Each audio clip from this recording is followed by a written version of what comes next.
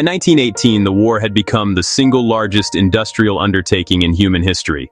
Entire economies were retooled for the conflict. Factories churned out shells, rifles, and boots by the millions, a testament to mankind's productive power. Yet, for the men on the front line, this industrial might felt a world away. In the midst of this vast machine, a simple, profound need went largely unmet: the soldiers' need for a reliable personal source of heat against the biting cold.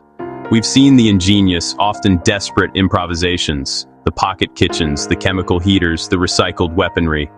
These were born from necessity, a soldier's will to survive. But what about an actual, honest-to-goodness, officially sanctioned piece of kit? One that was designed, tested, and even produced specifically to solve this very problem? Surely the High Command had a plan. It did exist, and its story is the most revealing of all, because it shows us the precise moment when a great idea gets lost in the grinding gears of bureaucracy and the dawn of a new era.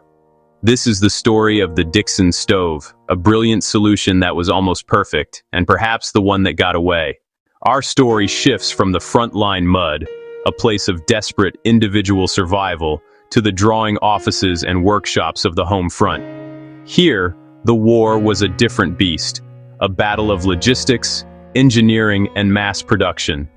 By 1917, the grim reality of trench warfare had been etched into military doctrine. The High Command was acutely aware of the cascading morale and health crisis caused by cold, wet soldiers unable to get hot food. Trench foot, dysentery, and sheer exhaustion were claiming men almost as effectively as enemy fire. The ad hoc solutions of the early war, the handmade braziers and scavenged tins, were no longer enough. They were inconsistent, often smoky, and relied on individual ingenuity. The time for mere improvisation was over. The Army wanted a standardized, mass-producible solution. Enter a design often attributed to, or at least standardized by, a Lieutenant Dickson of the Royal Engineers. This wasn't another tin can with holes punched in it. This was a purpose-built, collapsible solid fuel stove, born from the principles of military engineering. Historical procurement records and surviving examples show a device of elegant simplicity. It was typically made of pressed or sheet steel, forming a rectangular firebox with a hinged door. This robust construction was a direct response to the fragility of the improvised stoves, designed to withstand being thrown in a pack and jostled in a lorry. Its cleverest feature was its integrated chimney and pot support, a single foldable sheet of metal that extended upward.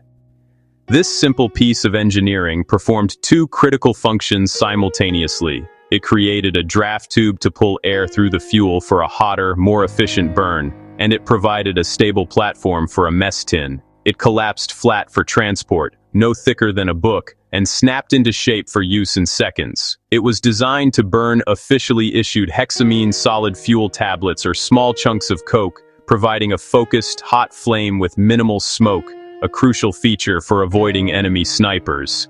In theory, it was the perfect frontline stove, durable, packable, efficient, and most importantly, issued. And for a brief, tantalizing moment, it was. Units destined for the final decisive campaigns of 1918, especially those engaged in the more mobile phases of warfare after the years of stalemate broke, began receiving these stoves. For the soldiers who got them, they were a tangible sign that someone, somewhere up the chain of command, was finally thinking about the man in the field. An anecdote from a soldier in the 1918 advance notes: the new little folding stove was a wonder. It didn't smoke you out of the foxhole, and it boiled water in minutes. Felt like you'd finally been given the right tool for the job. But here's the tragic twist of timing that sealed its fate. The Dickson Stove arrived at the very end of the war. It was manufactured and distributed in meaningful numbers, just as the Allied armies began their final, victorious pushes. It saw use in the 100 Days Offensive, in the clearing of the Flanders fields, and then, abruptly, on the 11th hour of the 11th day of the 11th month, the guns fell silent. The war ended, The massive industrial machine that had been churning out munitions and supplies ground to a halt. The vast contracts for these stoves were cancelled overnight. Production ceased. The vast majority of the units that had been made were now surplus, destined for cavernous storage depots or, more likely, the scrap heap. The immediate aftermath of the war created a perfect storm of oblivion for the little stove. With demobilization, millions of soldiers shed their government issue gear, eager to return to civilian life. The Dickson Stove, associated with the final frantic months of the war, didn't have the years of trench folklore that surrounded the handmade weasel or the pre-war pocket kitchen. It was just another piece of kit to be turned in at the quartermaster's store. Furthermore, the military's focus shifted instantly and entirely to the colossal tasks of demobilization and disarmament. Analyzing and improving upon a simple stove was the last thing on any quartermaster's mind. The lessons learned were about artillery tactics, air power, logistics on a continental scale, and machine guns, not about small field comforts. So the Dickson Stove slipped into a historical crack. It was too late to become an iconic part of the trench experience, and too early to influence the interwar outdoor culture that would blossom later among hikers and campers. It was a brilliant answer to a question that, in November 1918, the world desperately wanted to stop asking. The problem it solved, keeping a soldier warm in a trench, was a problem everyone hoped would never need solving again. In the grand, chaotic demobilization that followed the armistice, the Dickson Stove became a non-entity. It was utterly overshadowed by the monumental task of dealing with demobilized tanks, surplus aircraft, and vast stockpiles of rifles and artillery shells. A small folding stove didn't capture the public's imagination or the attention of military historians. It wasn't a heroic relic like a captured helmet, nor a symbol of industrial might like a tank. It was just a stove. And so, most were likely melted down in the interwar period for their scrap steel, their brief service record and clever design forgotten, their potential unrealized. The knowledge of its design, however, didn't completely vanish. It became a quiet footnote in the dusty annals of military logistics. When European armies began to rearm in the tense atmosphere of the 1930s, the problem of soldier sustenance was looked at anew. The core lessons of the Dickson Stove, the need for a compact, personal, efficient cooker, were absorbed, but the solution was reinvented. The next generation of stoves, like the German Esbit stove or the American M1942, would be lighter, often using liquid fuel or more advanced solid fuel tablets, and shaped by new materials like aluminum and new manufacturing techniques. The Dickson was a prototype whose best ideas were refined into newer models, leaving the original artifact behind. This pattern reveals a deeper historical truth. Technology is often forgotten not because it fails, but because it succeeds as a stepping stone. The Dickson Stove was a terminal point in its own evolutionary branch. It represented the pinnacle of one line of thinking, the robust, foldable, solid fuel issue stove, right at the moment that line of thinking was about to be bypassed by new technological paradigms. The future belonged to disposable chemical heaters, pressurized liquid fuels that offered more control and heat, and eventually, lightweight packaged rations with their own integral heat sources.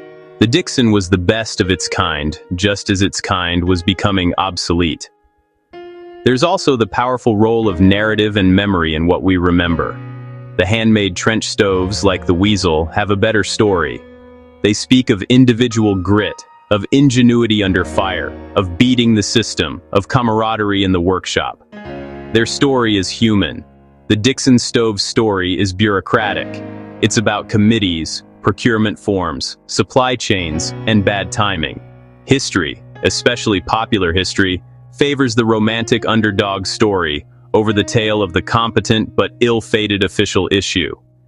The Dickson never had a chance to build that mythos. Today, a Dickson stove in good condition is a rare find for collectors, a ghost of the Great War's final act. It is a pristine symbol of a road not fully taken, of a solution that arrived at the answer just as the question changed.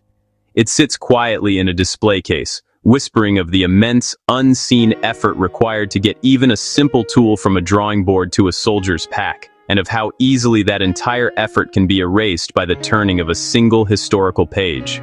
So, what is the ultimate lesson of the WWI survival stove? It's that necessity breeds invention, but that invention's survival depends on far more than just its utility. It depends on timing, on narrative, on the tides of industry, and on the unpredictable, world-altering event of peace breaking out. These stoves, from the elegant pocket kitchen to the improvised weasel to the efficient Dickson, were all effective. Their shared fate reminds us that history isn't just a record of what worked. It's a record of what stuck around, what captured our imagination, and what fit the narrative we chose to tell. And sometimes, the most elegant solutions are the ones we leave behind in the mud and the archives. Silent testaments to problems solved and then, almost immediately, forgotten. Can you think of other technologies that were rendered obsolete or forgotten because they arrived just as a conflict ended? Let us know below.